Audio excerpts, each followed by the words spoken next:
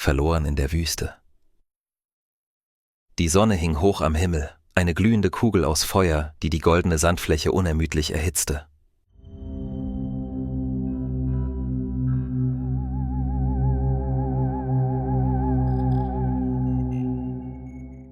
Ich saß in meinem Auto, meine Hände fest um das Lenkrad geklammert, während das GPS auf meinem Handy weiter eine Route anzeigte, die scheinbar ins Nichts führte. Nur noch ein paar Kilometer, sagte ich mir, obwohl ich wusste, dass ich längst hätte umkehren sollen. Es war ein Roadtrip, der als Flucht aus der Routine begonnen hatte. Ich wollte Abenteuer, Freiheit, das Gefühl, allein die Welt zu erobern. Doch jetzt fühlte sich diese Freiheit eher wie ein Gefängnis an. Der Beginn der Unsicherheit. Die ersten Stunden waren perfekt gewesen. Die Straße war leer, die Landschaft beeindruckend. Ich öffnete die Fenster und ließ die warme Luft hereinströmen. Der Staub, der hinter meinem Auto aufstieg, schien wie ein Band, das mich mit der Straße verband. Doch dann begann die Asphaltstraße zu verblassen und eine unbefestigte schmale Piste nahm ihren Platz ein. »Es ist nur eine Abkürzung«, sagte ich laut, um die Stille zu durchbrechen. Das GPS bestätigte es, also fuhr ich weiter. Mit jedem Kilometer wurde die Umgebung eintöniger. Sanddünen türmten sich zu meiner Rechten und Linken auf und die wenigen Büsche und Steine, die ich zu Beginn gesehen hatte, verschwanden nach und nach. Ich fühlte, wie sich eine leichte Nervosität in meinem Bauch ausbreitete. Nach einer weiteren Stunde auf der Piste bemerkte ich, dass die Spur immer schmaler wurde. Der Sand wurde tiefer und das Auto begann zu schlingern. »Keine Sorge, das schaffen wir«, sagte ich mir, als ich das Lenkrad fester packte. Doch bald wurde klar, dass die Fahrt nicht einfacher werden würde. Der Motor kämpfte mit dem tiefen Sand und ich musste langsamer fahren. Das GPS zeigte immer noch die Route an, doch die Linie auf der Karte bewegte sich nicht mehr so, wie sie sollte. Die ersten Zweifel. Ich hielt an, um die Karte genauer anzusehen. Die Sonne brannte auf die Windschutzscheibe und die Hitze im Auto wurde unerträglich. Ich schaltete die Klimaanlage aus, um Benzin zu sparen, und öffnete die Tür. Ein Schwall heißer Luft schlug mir entgegen. Draußen war die Stille überwältigend. Kein Geräusch, außer dem leichten Zischen des Windes, der den Sand über die Oberfläche fegte. Ich drehte mich um und sah die Reifenspuren meines Autos, die in der Ferne verschwanden. »Ruhig bleiben«, flüsterte ich. Ich suchte nach einem Orientierungspunkt, etwas, das mir zeigte, dass ich noch auf dem richtigen Weg war. Doch alles sah gleich aus. Ich stieg wieder ins Auto und fuhr weiter. Der Motor brummte schwer und ich bemerkte, dass die Tankanzeige langsam gegen Null sank. Der Moment der Entscheidung. Nach weiteren 20 Minuten gab es keinen Zweifel mehr. Ich war verloren. Die Piste war vollständig verschwunden und vor mir lag nur noch Sand. Ich hielt das Auto an und stieg aus. Die Hitze schlug mir ins Gesicht und ich musste meine Augen gegen das grelle Licht zusammenkneifen. Ich wusste, dass ich hier nicht bleiben konnte.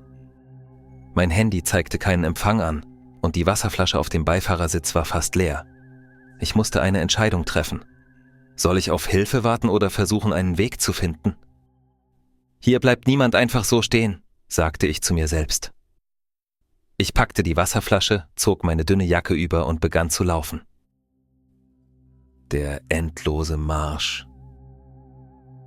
Der Sand war weich und jeder Schritt fühlte sich an, als würde ich durch Schnee gehen. Die Sonne stand hoch und mein Schatten war kaum zu sehen. Ich trank einen kleinen Schluck Wasser und versuchte, Energie zu sparen. Nach einer Stunde hatte ich das Gefühl, keinen Meter weitergekommen zu sein. Die Landschaft war immer noch dieselbe. Sanddünen, soweit das Auge reichte. Meine Beine wurden schwer und meine Gedanken begannen sich zu drehen. Vielleicht hätte ich im Auto bleiben sollen, dachte ich. Vielleicht fährt jemand vorbei. Doch ich wusste, dass das nicht passieren würde. Die Sonne war gnadenlos und ich fühlte, wie mein Kopf schwer wurde. Ich setzte mich auf eine kleine Düne und trank den letzten Schluck Wasser. Meine Lippen waren trocken und meine Kehle fühlte sich an wie Sandpapier. Die ersten Zeichen der Verzweiflung. Die Stunden vergingen und die Hitze begann, meinen Verstand zu trüben.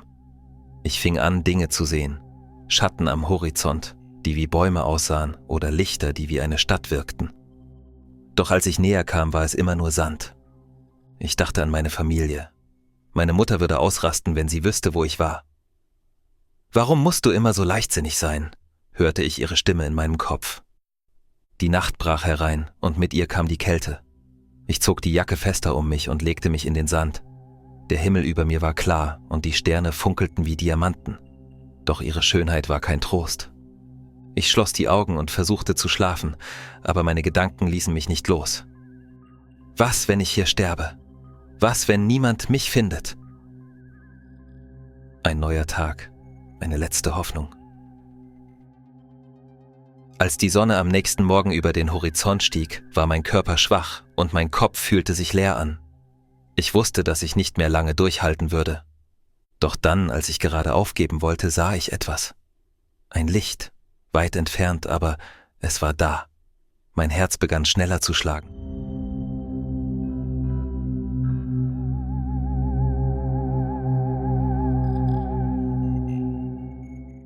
Ist das echt?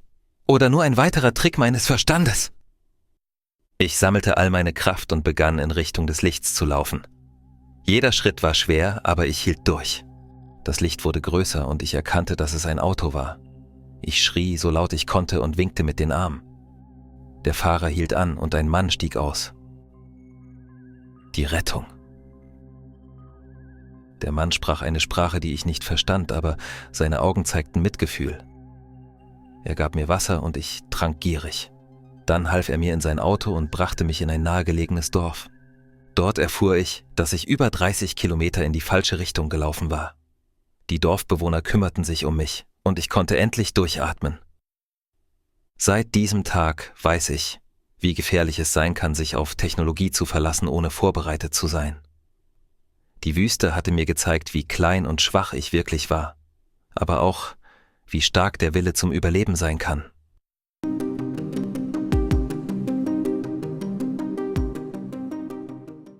Die Wüste.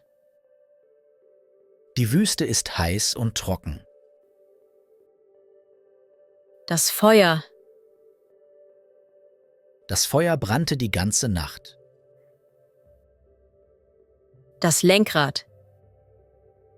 Er griff fest ans Lenkrad. Die Route. Die Route führte uns durch die Berge. Der Staub. Der Staub legte sich auf alles. Die Piste. Die Piste war sehr schmal und gefährlich. Die Abkürzung. Wir nahmen eine Abkürzung durch den Wald.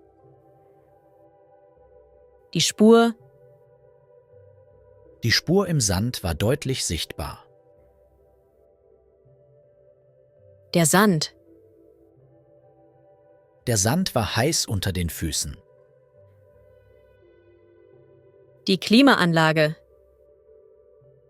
Die Klimaanlage funktionierte nicht richtig. Die Wasserflasche. Ich nahm die Wasserflasche aus dem Rucksack. Der Busch. Ein kleiner Busch wuchs in der Wüste. Der Stein. Er warf einen Stein ins Wasser. Glühend. Die glühende Sonne brannte auf uns herab. Unermüdlich. Er arbeitete unermüdlich an seinem Projekt. Eintönig. Der eintönige Alltag langweilte ihn. Schwach. Sein schwacher Zustand machte uns Sorgen. Türmen. Die Sanddünen türmten sich vor uns auf. Verschwinden. Die Spuren verschwanden im Sand. Sparen. Wir müssen Wasser sparen, um zu überleben. Sinken. Die Sonne sank langsam hinter den Hügeln.